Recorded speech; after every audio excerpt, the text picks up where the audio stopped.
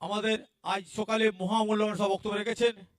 আমাদের এই মুহূর্তে বক্তব্য রাখবেন বক্তব্য বিজ্ঞান সেমিনার বিশিষ্ট সুবক্তা এবং উনি কালনা মহকুমা হসপিটালের ফার্মাসিস্ট কিশোর কুমার রায়চৌধুরী মহাশয়।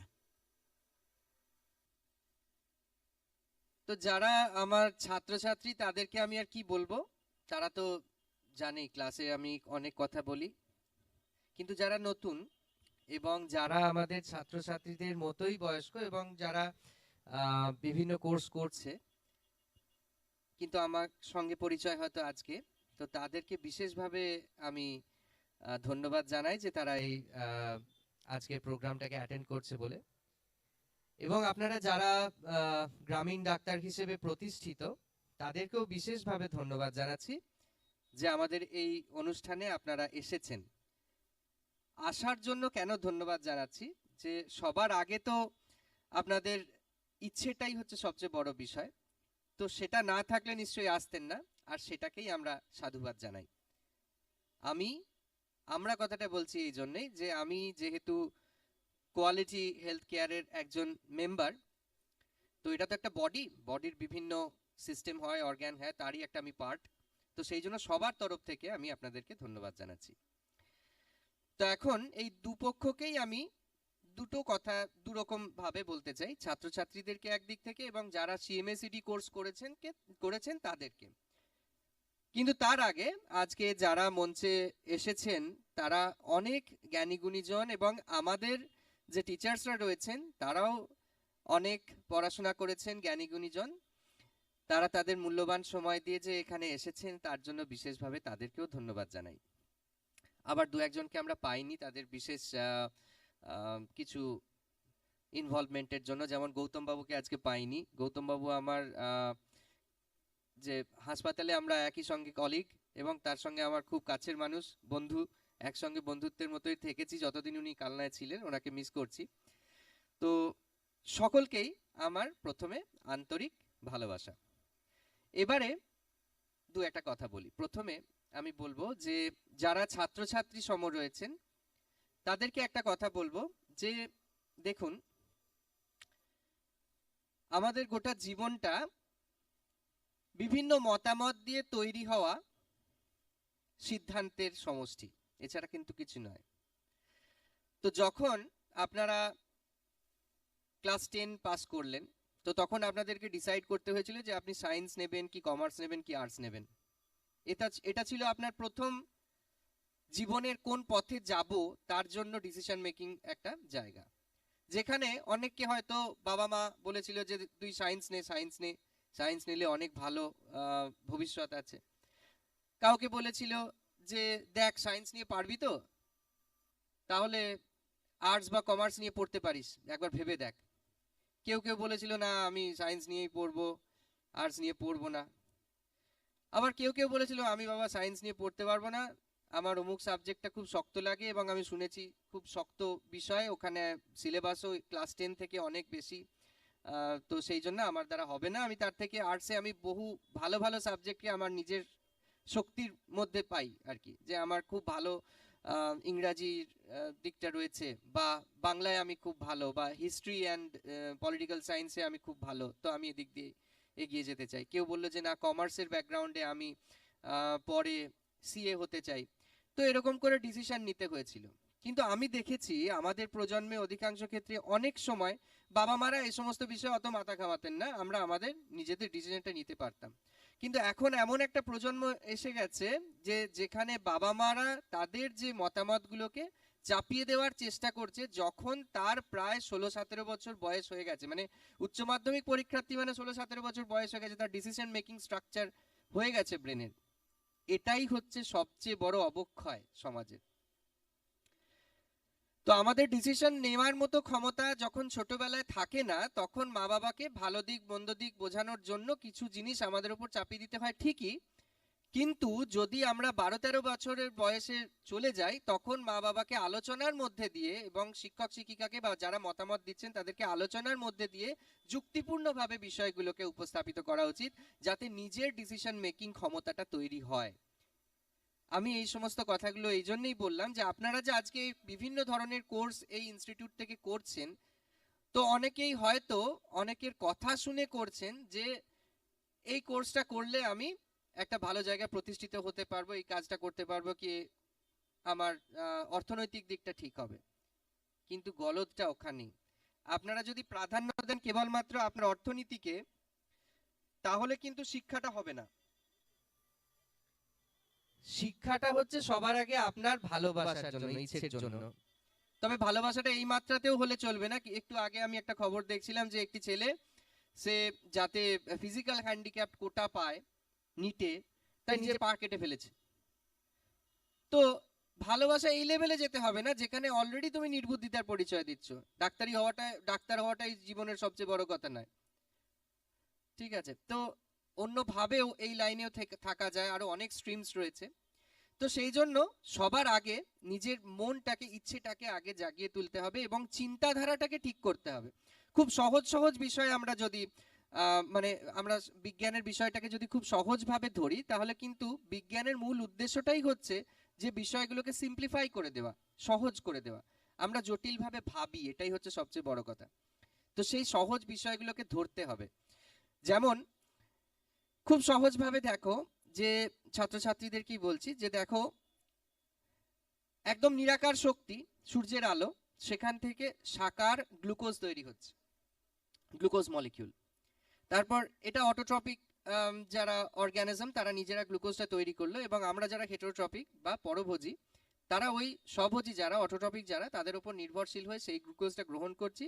গ্রহণ করার পর আমাদের শরীরে সেটা গিয়ে ডিফারেন্ট টাইপস অফ সেলুলার রেসপিরেশনের প্রসেসের মধ্যে দিয়ে আবার এটিপি বলে একটা, অ্যাডিনোসিন ট্রাইফসফেট বলে একটা শক্তির মলিকিউলে বন্ড এনার্জি হিসেবে জমা থাকছে। তারপর সেটা আবার খরচা হয়ে শক্তিতেই পরিণত হচ্ছে। প্রত্যেকটা এটিপি অণু ভাঙলে আমরা আমাদের যে শক্তি ক্ষয় দরকার পড়ে সেটার যোগানটা পাচ্ছি। তার মানে শক্তি থেকে আবার শক্তিতেই ফিরে গেল। যে কোনো বিজ্ঞানের ছাত্রকে, ফিজিক্স, কেমিস্ট্রি, বায়োলজি যাই হোক, সবার আগে এই শক্তির কনসেপ্টটাকে, ঠিক আছে, এনার্জির কনসেপ্টটাকে মাথায় আনতে হবে, যে সবকিছু যেন একটা চক্রে চলছে, আমাদের জীবনটাও এই চক্রে চলে। তো প্রত্যেকটা জিনিসের সিনক্রোনাইজেশন, চক্র, হারমোনাইজেশন, এই বিষয়গুলোকে বুঝতে হবে। এবং এই বিষয়টা সবার আগে বুঝতে হবে যে একটা বড় বই, আমাদের ফার্মাকোলজি যে কেডি ত্রিপাঠীর বইটা, সেটা এত মোটা যে আমরা ওটাকে মাথায় দিয়ে ঘুমাতে পারি, ঠিক আছে? ঘাটটা কাঁধটা ইয়েও হবে না, কাঁধ হবে না বেশি, এতটাই চওড়া। তো থোড়াই আমরা অত কিছু মনে রাখতে পারি? কখনোই না। আমরা এই যে তোমাদেরকে এত কিছু কথা বলবো, আমাদের ব্রেন কিন্তু মাত্র 90 সেকেন্ড এটাকে মনে রাখতে পারবে, তারপর ভুলে যাবো সব। কেননা যখন আমরা আমাদের ব্রেনে কিছু একটা ইমপ্রেশন ক্রিয়েট করে, তখন সাইন্যাপসেস তৈরি হয়। সেই সাইন্যাপসগুলো আস্তে আস্তে আবার মিলিয়ে গিয়ে অন্য কাজে লাগে। মানে সাইন্যাপস মানে দুটো নার্ভের স্নায়ু সন্নিধি আর কি। তো সেটা আবার সেই নার্ভগুলো অন্য কাজে লাগবে বলে সে আবার খুলে যায় ওরা। তো এখন কি হয়, 90 সেকেন্ড এটা থাকে একবার শুনে নেওয়ার পর। তো তার জন্য দরকার কি, রিভিশন করতে হয় বারবার একটা বিষয়কে। কিন্তু এত বড় বই পড়তেই এত সময় লেগে যাবে, তার আগে 4বার পরীক্ষা চলে আসছে, রিভিশন করব কি করে? সেই জন্য সবার আগে যে বিষয়টা জানতে হবে, যে জিস্ট করব কি করে, ছোট করে নেব কি করে। আমি দেখেছি পড়ানোর সময় অনেককে, যে অনেকে আর্টস ব্যাকগ্রাউন্ড থেকে তোমরা এসেছো, কিন্তু একটা পুরো সম্পূর্ণ সায়েন্স ব্যাকগ্রাউন্ডের সাবজেক্টকে পড়ছো, যে জন্য তোমাদের বেশ কিছু জায়গায় সমস্যা হচ্ছে। যে 11-12 বেশ কিছু বিষয়ের ওপর তো সায়েন্সের বিষয়গুলো রয়েছে, সেই জন্য অনেকের সমস্যা হয় যে স্যার আমি তো 11-12 পড়িনি, তা আমার এই জায়গাগুলো অসুবিধা হচ্ছে। আমি তাদেরকে বারবার বলি যে ক্লাস 10 অবধি তো বায়োলজি পড়েছো, ফিজিক্স পড়েছো, তো যে জায়গাগুলো রিলেটেড সেই জায়গাটাকে আগে পড়ো, আগে ব্যাক টু দ্য বেসিক, এবং সেখানে গিয়ে একটা স্ট্রং ফাউন্ডেশন তৈরি করে তারপর ধীরে ধীরে বিষয়গুলোকে নিয়ে, আজকের দিনে তোমাদের হাতে বহু কিছু আছে, রিসোর্সেস। আমাদের সময় এত ইন্টারনেট ছিল না, এআই ছিল না, ইউটিউব ছিল না। তো আজকের দিনে কিন্তু সবাই পাবে। এবং যত বেশি সম্ভব অডিও ভিজুয়ালি শেখার চেষ্টা করো। যে আমি কার্ডিয়াক সাইকেলটা বুঝলাম, যে হৃদচক্র কি করে হচ্ছে, তার একটা ভিডিও দেখে নিলাম, অ্যানিমেশন ভিডিও, সেটা কিন্তু বেশি ইমপ্রেশন ক্রিয়েট করবে মাইন্ডে। তো এটা গেল ছাত্রছাত্রীদের জন্য উপদেশ। এবার বলি, যারা অলরেডি সিএমএসইডি ডিগ্রিধারী আছেন আপনারা, তো তাদের জন্য আমার মতামত, আমি আপনাদের কাউকে উপদেশ দিতে পারি না, আমি জাস্ট আমার মতামত জানাচ্ছি। বাকি বিষয়টা আপনাদের। সেটা হলো যে দেখুন, চিকিৎসা শাস্ত্রটা বড় জটিল এবং নিরন্তর সাধনার একটা বিষয়। এবং সবচেয়ে বড় কথা হচ্ছে যে যখন আমরা এই বিষয়টার সঙ্গে যুক্ত হই, তখন আমাদের একটা দায়িত্ব পড়ে যায়, যেহেতু এটা সমাজে জীবন নিয়ে, মানুষের জীবন নিয়ে খেলা। তো সবার আগে সেই দায়িত্বটা জানতে হবে। দেখুন, আমরা অনেক সময় সরকারকে ব্লেম করি, ব্যবস্থাপনাকে ব্লেম করি। ডেফিনেটলি ব্লেম করার বহু কিছু আছে, আমরা জানি সেসব। কিন্তু তবু সবার আগে আমাদের মধ্যে যে ত্রুটি বিচ্যুতিগুলো আছে সেগুলোকে আমাদেরকে কাটিয়ে তুলতে হবে। আমি জানি না যারা যারা সিএমএসিডির আপনারা কোর্স করেছেন এবং বিভিন্ন জায়গায় প্র্যাকটিস করছেন, তারা অ্যান্টিবায়োটিক পলিসি সম্পর্কে কতটা অবগত। তো আজকের দিনে সবচেয়ে বড় সমস্যা হচ্ছে অ্যান্টিবায়োটিক রেজিস্ট্যান্স। তার কারণ কি? ডেফিনেটলি সিস্টেম সেখানে দায়ী। আজকে একটা ফার্মাসির দোকানে, যে কোনো ফার্মাসি শপে গেলে একটা ফার্মাসিস্টকে পাওয়া যায় না। সেখানে তারা রেজিস্ট্রেশনটাকে ভাড়া দিয়ে রেখে দিয়েছে, যেটা পিওরলি ইল্লিগাল। সবাই জানে, ড্রাগ ইন্সপেক্টররাও জানে, কিন্তু তার বিরুদ্ধে সরকার কোনো ব্যবস্থা নেয় না। কেননা তাহলে কি হবে না, বহু ছোট ছোট দোকান সেগুলো উঠেই যাবে। একটা ফার্মাসিস্টকে যদি সে রাখতে হয়, 10-12 হাজার টাকা মাইনে দিয়েও যদি রাখতে হয়, তার অত লাভ হয় না, তাহলে ওই দোকানগুলো উঠে যাবে। এই তারা যুক্তি দেয়। যদিও কোনো লিগ্যাল ব্যাপারে এ ধরনের কোনো লেনিয়েননেস মানে উচিতই নয়, কিন্তু কি করবে, ভারতবর্ষ তো বিশাল পপুলেশনের দেশ। তো জাস্ট আরেকটা আমরা ড্রাগ নিয়ে আলোচনা করছি, ফুড নিয়েও আর একটু বলি। ভারতবর্ষে এমন কোনো মধুই পাওয়া যায় না এখন যেটা পিওর, যাতে কোনো সুগার অ্যাডাল্ট্রেশন নেই। বড় বড় কোম্পানি, ডাবর হয়ে যাক বা আপনার সাফোলা হয়ে যাক, যা কিছু হয়ে যাক, আবার যারা পিওরিটি দেখাচ্ছে তারা আবার দুটো ডাবল স্ট্যান্ডার্ডের হানি বিক্রি করছে। একটাতে লিখে দিচ্ছে যে এটা এনএমআর টেস্টেড 100% পিওর, সেটা দেখা যাবে যে যেটা ওই সেম অ্যামাউন্টের মধু তার থেকে ডাবল দাম। কেননা নিউক্লিয়ার ম্যাগনেটিক রেজোনেন্স টেস্ট হচ্ছে একমাত্র মধু হোক বা এ ধরনের কোনো লিকুইড জিনিস হোক যেটাকে ঠিকভাবে নির্ধারণ করার পদ্ধতি। নিউক্লিয়ার ম্যাগনেটিক রেজোনেন্স একটা অ্যানালিটিক্যাল প্রসেস, যেমন ডিফারেন্ট অ্যানালিটিক্যাল প্রসেস আছে, আইআর, স্পেকট্রোস্কোপি, কলোরিমেট্রি, ক্রোমাটোগ্রাফি। সেরকম নিউক্লিয়ার ম্যাগনেটিক রেজোনেন্সে কি করা হয়, কোনো পদার্থের যে নিউক্লিয়াস তার কম্পনটাকে মেপে তার বিশুদ্ধতা নিরূপণ করা হয়, এবং সেটা তখন সামান্য পরিমাণ যদি সেখানে সুগার অ্যাডাল্ট্রেশন থাকে তাহলে কিন্তু ধরা পড়বে। তো এখন এফএসএসএআই এর গাইডলাইনে কোথাও বলা নেই যে NMR test is mandatory for honey. FSSAI ওটা রাখেই নি যাতে অ্যাডাল্ট্রেশন করা যায়। বহু কিছু হওয়ার পরেও রাখেনি। বহু কেস হয়েছে এই নিয়ে, অনেক কিছু হয়েছে। আন্তর্জাতিক মাত্রায় মানে বাজারে মধু নিয়ে আমাদের মাথাও হেঁট হয়েছে।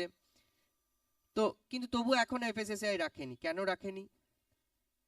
যেটা রাখা কিন্তু উচিত, কেন এখানে ছোট ব্যবসায়ী বড় ব্যবসায়ী কোনো ব্যাপার নেই। যারা মধু তৈরি করছে, বড় বড় ব্যবসায়ীরাও সুগার অ্যাডাল্ট্রেট করছে, তবু রাখেনি। আবার যদি আমরা দেখবেন যে যেখানে সেখানে বিরিয়ানির দোকান হয়ে যাচ্ছে, যেখানে সেখানে খাবার দাবারের দোকান হয়ে যাচ্ছে, এটা কিন্তু বিদেশ হলে সম্ভব নয়। একটা ফুড লাইসেন্স পেতে এখানেও অনেক রকম ঝক্কি পোয়াতে হয়, কিন্তু এখানে সেই ঝক্কিতে কিছু দান ধ্যান করে দিলে মোটামুটি মিটে যায়।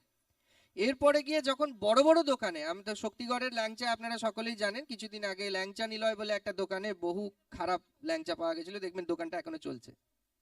তো সেটাই বলছি যে ফুড রেগুলেশন যেমন আমাদের নড়বড়ে, ড্রাগের রেগুলেশনও সেরকমই নড়বড়ে। কিন্তু আমরা এই বিষয়গুলোতে যাব না। আমাদের ভূমিকাটা কোথায় সেটা আগে দেখুন। আপনারা যারা সিএমএসিডির প্র্যাকটিস করছেন, তারা কে কিরকম স্টেরয়েডাল ড্রাগস বা অ্যান্টিবায়োটিক মানে প্রেসক্রাইব করেন আমি জানি না, কিন্তু যদি করেন, সামান্যতমও করেন, তাহলে ভালো করে জেনে শুনে করবেন, এটা রিকোয়েস্ট। আমি জানি না আপনারা কতজন ডাব্লিউএইচওর অ্যান্টিবায়োটিক রেজিস্ট্যান্স পলিসির অ্যাওয়্যার এই শব্দটা জানেন। অ্যাওয়্যার হচ্ছে যে কোন অ্যান্টিবায়োটিককে কিভাবে ব্যবহার করতে হবে তার প্রাথমিক নলেজ। এডব্লিউ হচ্ছে অ্যাক্সেস গ্রুপ অফ অ্যান্টিবায়োটিক্স, যেখানে প্রাথমিকভাবে অ্যাম্পিসিলিন, অ্যামক্সিসিলিন এই ধরনের অ্যান্টিবায়োটিক্সগুলোকে ব্যবহার করতে হবে, যেগুলোর রেজিস্ট্যান্ট হওয়ার মানে ক্ষমতা অনেক কম, মানে রেজিস্ট্যান্ট হওয়ার সম্ভাবনা, ক্ষমতা নয়, সম্ভাবনা অনেক কম। দ্বিতীয় হচ্ছে ওয়াচ গ্রুপ, মানে যেগুলো রেজিস্ট্যান্স হওয়ার সম্ভাবনা অনেক বেশি, দুঃখের বিষয় এটা, আমি হাসপাতালে চাকরি করে এটা বলতে বাধ্য হচ্ছি যে ওয়াচ গ্রুপের মেডিসিনের মধ্যে ফ্লুরোকুইনোলোন গ্রুপের মেডিসিনস গুলো পড়ে, যেখানে মক্সিফ্লক্সাসিন, ওফ্লক্সাসিন, সিপ্রোফ্লক্সাসিন এগুলো পড়ে। 5-6টা এরকম আমাদের অ্যান্টিবায়োটিক সাপ্লাই আছে, অথচ অ্যামক্সিসিলিনের আমাদের অভাব। ঠিক আছে, তার সঙ্গে যেটা লাস্টের যেটা রেকর্ড বা লাস্ট যে গ্রুপটা যেখানে লিনাজোলিড পড়ে, যেটাকে আমাদেরকে সবসময় দেখা উচিত যে আগের যে অ্যান্টিবায়োটিক দুটো গ্রুপের সেগুলোতে ড্রাগ রেজিস্ট্যান্স হয়ে গেছে কিনা তারপর ব্যবহার করা উচিত, সেগুলো সরাসরি ব্যবহার হচ্ছে। যেমন লিনেজোলিড, আমি জানি না আপনারা কেউ প্রেসক্রাইব করেন কিনা, যদি করেন করবেন না, কেননা আপনি জানেন না যে এর আগের অ্যান্টিবায়োটিক্স গুলো তার রেজিস্ট্যান্স হয়েছে কি হয়নি।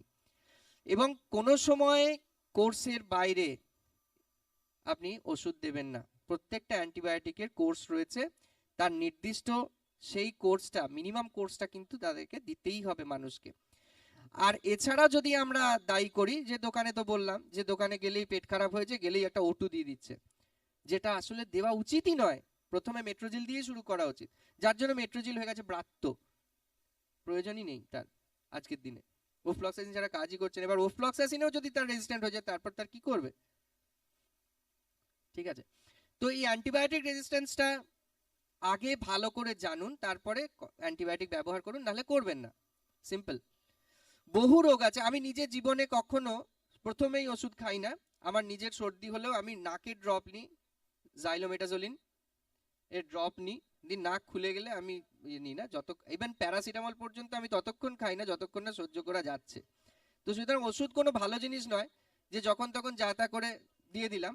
এবং আর একটা বিষয় হচ্ছে যে মানুষ কিন্তু গিনিপিগ নয় যে তাদের উপর আমি অ্যান্টিবায়োটিক দিলাম যে ভালো হয়ে গেল আর আমি খুশি হয়ে গেলাম, কেননা তার যে adverse reaction that is very much dangerous, এবং এর দায়িত্ব আমাদের উপর বর্তায় যেহেতু আমরা চিকিৎসার সেবায় নিয়োজিত আছি। এরপর আসি স্টেরয়েডের কথায়। স্টেরয়েড মলিকিউল কেন এত খারাপ? কেননা তার অ্যাডভার্স রিয়াকশন এত বেশি। কেন এত বেশি? যেহেতু স্টেরয়েডাল ড্রাগস গুলো নিউক্লিয়ার রিসেপ্টরের উপরে কাজ করে, এবং নিউক্লিয়ার রিসেপ্টরের উপরে কাজ করে জিনের যে এক্সপ্রেশন সেটাকে চেঞ্জ করতে পারে, যার জন্য এর সাইড এফেক্ট অনেক বেশি। তো সেই জন্য যতদূর পারবেন টপিক্যাল স্টেরয়েড গুলো ব্যবহার কেউ কেউ করছেন, ঠিক আছে, ওকে, কিন্তু সিস্টেমিক স্টেরয়েড ব্যবহার করা থেকে বিরত থাকুন।